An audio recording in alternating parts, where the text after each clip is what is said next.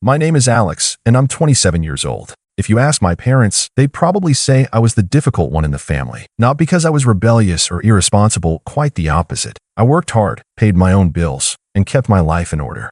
But in their eyes, that just made me the default problem solver, the one expected to give a little more whenever someone else in the family was struggling. And by someone else, I mean my older sister, Emily. Emily was 30, but you'd never guess it from the way she lived her life. She had never held a steady job for more than a few months, always had some excuse for why she couldn't pay rent, and somehow managed to convince my parents that none of it was her fault. She had a way of twisting every situation to make herself the victim. Her boss was always out to get her.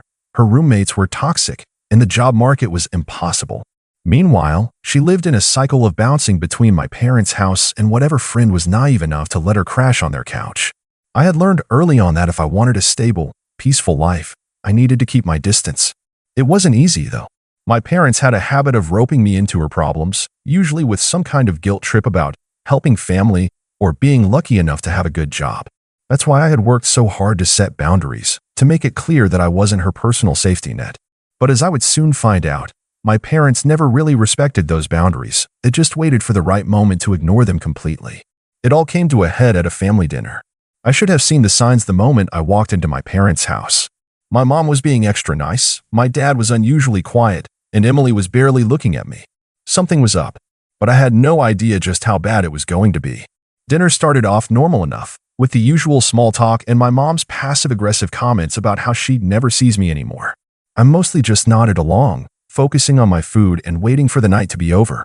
Then, just as I was starting to think I'd escape without too much drama, my mom set down her fork, folded her hands on the table, and hit me with it. "So, Alex," she said, in that overly sweet voice she used when she was about to say something I wouldn't like, "your sister's going to be moving in with you for a little while." I almost choked on my food. The room went completely silent, like they were all waiting for me to just accept it and move on. But I didn't say anything. Not yet. I just sat there, staring at them, waiting for the rest of the explanation. Because there was always more. And sure enough, my mom kept going. "She's had a really rough time lately, and you have that nice place all to yourself," she continued, as if it was the most logical thing in the world. "It just makes sense. You can help her get back on her feet, and she won't be a burden on us." A burden on them. Because heaven forbid my parents actually tell Emily to take responsibility for her own life. No, that was my job, apparently. But I still didn't say anything. I just sat there, letting them talk, watching the whole situation unfold like a slow-motion car crash. Yeah, my dad chimed in, finally deciding to contribute. "It's not like you can't afford it. And she really just needs a stable place to figure things out." That was when Emily finally decided to speak. "It'll only be for a few months," she said, in a voice that sounded suspiciously rehearsed. "And, I can help out with stuff around the apartment, too." That was a lie, and we all knew it. Emily didn't help out with anything. She barely even cleaned up after herself. But I still didn't react. I just nodded slightly, like I was considering it. Because, in reality, I was waiting. Waiting for them to finish their little speech. Waiting for them to really commit to this idea. Waiting for them to make the biggest mistake of all, assuming that I was actually going to go along with it. I let the silence stretch just long enough to make them uncomfortable. I could feel their eyes on me, waiting for some kind of reaction, anger, frustration, resistance. But I didn't give them any of that. Instead, I exhaled slowly, set my fork down, and nodded. "Okay," I said simply. For a moment, nobody spoke. My mom blinked, like she hadn't expected me to agree so easily. My dad looked relieved, as if he had been bracing for an argument. And Emily, well, Emily just smirked, like she had won some kind of battle she hadn't even fought. "Really?" my mom asked, narrowing her eyes. "You're okay with this?" I shrugged. "Sure. If it helps Emily get back on her feet, I don't see why not." That was all it took. My parents instantly relaxed, and my mom launched into a whole speech about how proud she was of me for stepping up as a sibling. My dad nodded approvingly, and Emily, who had clearly been prepared to argue, just leaned back in her chair, looking smug. I could already see her wheels turning. She probably thought she had pulled off some kind of master manipulation, that I had caved just as she and my parents had planned. I could picture her mentally moving into my apartment, deciding which room she'd take over, imagining how she'd rearrange things to make herself comfortable. And why wouldn't she? She had gotten away with it before. When we were younger, she used to steal my clothes and act shocked when I got mad about it. When she was in college, she borrowed my laptop and conveniently forgot to give it back. When she got her first apartment and couldn't pay rent, she convinced our parents to pressure me into covering for her. Just this once, of course, except it never was. Emily wasn't just entitled. She was a professional at twisting reality, making herself look helpless, and making me look like the unreasonable one whenever I pushed back. But this time, she had no idea what was coming. So, when's she moving in? I asked casually, taking another bite of food like this was just a normal conversation. My mom practically beamed. Oh, we figured this weekend. That way she can get settled in before she starts looking for work again. This weekend. Perfect. Emily stretched her arms behind her head, like she had just won the lottery. Yeah, I don't have that much stuff, anyway. Mostly clothes, a few boxes. It won't take long to set up. I nodded again, like this was all fine by me. Sounds good. Just let me know what time, and I'll be there. That part, at least, wasn't a lie. I would absolutely be there. Not at the apartment, of course. No, I'd be somewhere much better, watching from a safe distance as Emily, my parents, and a car full of her stuff pulled up to my former apartment. The one I hadn't lived in for weeks. The one I had sold. The one that now belonged to an entirely new tenant who had no idea what was about to happen. And I wasn't going to stop them. Not yet. I was going to let them find out exactly what their little plan had gotten them into. The days leading up to that weekend felt like they dragged on forever. Every time I thought about what was about to happen, a grin tugged at the corners of my mouth, but I kept my cool around my parents. I didn't want them getting any suspicious vibes from me. Instead, I let the plan unfold exactly as I had imagined it, like a slow-moving train wreck, but with me on the sidelines, casually watching it all happen. Saturday came, and I spent the day out of the apartment, doing things I had been putting off for weeks. It was perfect timing. My parents would show up at the apartment, expecting to unload all of Emily's things, and they'd soon realize something had gone very, very wrong. Around noon, my phone buzzed. I didn't recognize the number, so I let it go to voicemail. A minute later, I heard my phone ring again, and this time, I decided to answer. Hello, I said, trying to sound as casual as possible. Alex, my mom's voice came through, tight with frustration. What's going on? I could hear my dad's voice in the background, raising his tone as well. They weren't angry yet, just confused, disoriented, like they had walked into the wrong house or found themselves in a strange, unfamiliar situation. What do you mean? I asked, trying to sound innocent. We just got here. My mom continued, her voice cracking. What is this? The apartment's gone. The landlord says it was sold weeks ago, and there's a new tenant living here now. I couldn't help it. My lips curled into a smile. Oh, really? That's so weird. I didn't know anything about that, I replied, playing the part of the confused, completely uninvolved son. But I guess I should have mentioned it sooner, huh? My dad's voice cut in, sharp with frustration. What's going on, Alex? Why didn't you tell us? You promised Emily she could move in, and now we're stuck here with her stuff. It took everything in me not to burst out laughing. I could hear Emily in the background now, her voice growing louder, panicked, like she was trying to piece together the situation. It was music to my ears. Listen, I don't know what to tell you, I said, keeping my voice calm. I thought you guys were aware. I moved out a few weeks ago. Sold the place. Didn't think I needed to mention it, since, well, it wasn't really relevant to me anymore. There was a brief silence on the other end of the line. What do you mean? Sold the place? My mom sounded like she was trying to process the words. You sold your apartment? You didn't even tell us? Yeah, I said, taking my time with the words. It was kind of a last-minute thing, honestly. I guess I didn't want to make a big deal out of it. But, yeah, I moved out. New chapter and all that. My dad's voice rose in pitch. So, what are we supposed to do now, Alex? You can't just drop something like that on us. Emily had plans, and we've already packed her things up. You don't think we deserve to know what's going on? I leaned back in my chair, trying to keep the smirk off my face. I was loving this. You know, I really did think you guys would know, I said, dragging it out. I guess I assumed you were in the loop. You know how I can be quiet, keeping to myself. Maybe I should have called you when I moved, but honestly, I didn't think it was that important. You didn't ask, and I didn't offer. The frustration was palpable on the other side of the phone. My mom's voice had that edge of helplessness now, like she had been completely blindsided. But you told us you were fine there. You said you were happy with your apartment. Yeah, I was. But I guess things change, I replied smoothly, adding just enough detachment to make it sound casual. I didn't really expect to give it away like that. But, well, the offer was too good to refuse. A heavy silence hung in the air for a moment, broken only by the distant sound of Emily grumbling in the background. My dad was the first to speak again, but his voice was trembling with anger now. "Why didn't you tell us, Alex?" he asked, his tone accusatory. "You could have at least let us know. Now we're stuck in this mess, and Emily," I didn't let him finish. "Look, Dad, you're acting like I did something wrong. I'm just living my life, and this was my decision. You know how things go with me. I do what works for me, and I don't check in with everyone else every step of the way. I mean, I'm not a kid anymore."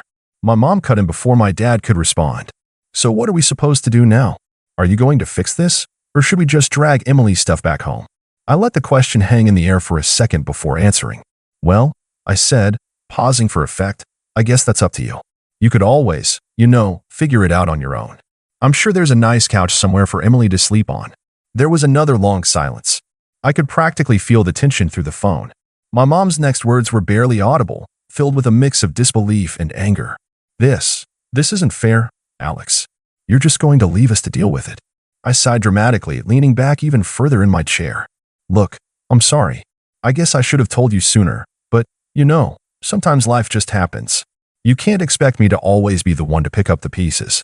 Emily's voice broke through again, louder this time, a mix of frustration and panic. "What is all this, Alex?" I grinned. "I don't know what you want me to say, Em. Maybe you should have figured things out yourself before relying on other people to solve your problems." The sound of Emily muttering something under her breath made me grin even wider, but I wasn't done yet. I had them right where I wanted them. I was enjoying this way too much to let it go. "Anyway, gotta run," I said casually, cutting the conversation short. "Good luck with everything, though. I'm sure it'll work out." And with that, I hung up, my fingers still buzzing from the tension I just left behind. I didn't know it yet, but this was only the beginning. I spent the rest of my afternoon with a strange mixture of satisfaction and anticipation, letting the chaos I just unleashed simmer for a bit. I knew my parents weren't the type to just give up. They'd put up a front of confusion, sure, but that was only the first stage. Once they realized they were actually stuck, that's when the drama would really kick in. And Emily? Well, she would probably try to play the victim, as usual. But I had no intention of letting them off the hook. Not this time. By the time I got back to my apartment, the sun had started to dip below the horizon, casting a soft orange glow over everything. I walked through the door of my apartment, locked it behind me, and settled into the couch to unwind. I was so calm. I didn't even feel guilty. This was payback. Simple, poetic revenge for all the times they took advantage of me, manipulated me, and made me feel like I was just a backup plan when things didn't go their way. Around an hour later, I heard a knock at the door. I was instantly alert. I checked the peephole. My heart skipped a beat. It was them. My parents, Emily, and, wait for it, her stuff. The car was parked out front, the trunk open with boxes and bags piled high, like some scene straight out of a bad sitcom. For a moment, I stood there, staring at them through the peephole, feeling a sick sort of glee. They had actually tracked me down. They had no idea I was living here now, though. That was the best part. They thought they were just showing up to the new place, my old place, but they were about to walk straight into a confrontation. I opened the door slowly, making sure I was calm, collected, and in control. "Alex." My mom's voice came first, hesitant, almost pleading. "We tried calling, but you didn't pick up. We managed to figure out where you were living now." I raised an eyebrow. "Oh, did you? How'd you manage that?" "Never mind that," my dad cut in, sounding defensive. "We need to talk. You need to make this right. You did say Emily could move in here, and now she's got her things. We don't have anywhere else to go." I leaned against the doorframe, casually crossing my arms over my chest. "That's the thing, though, isn't it? I never said Emily could move in here." My dad's eyes widened, and I could tell his patience was running thin. "Come on, Alex, don't make this harder than it has to be. You can't just leave us hanging like this. We came all this way, and now you're just going to refuse to help your sister out? What kind of brother are you?" Emily, standing just behind my parents, was glaring at me. I could almost see her mind trying to work through the situation, piecing it together in real time. "This is ridiculous, Alex. You said you'd let me move in, and now you're acting like you don't even know who we are.